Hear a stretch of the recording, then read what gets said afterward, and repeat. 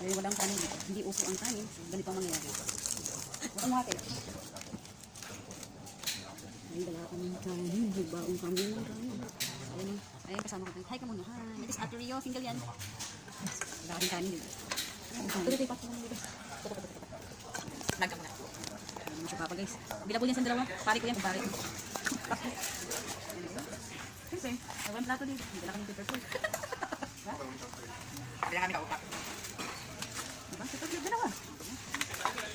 Ito yung ganito guys ha. Ito yung baon namin guys. Kanin.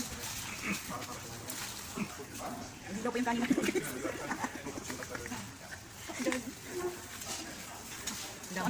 Dito kasi walang binibig ang kanin. May rice kasi pa kung kailangan. Pinoy tayo.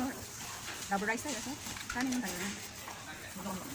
Pero nakapulit pa rin kami ng 54. Hindi nawawala yan. Okay. Pangyarihan to.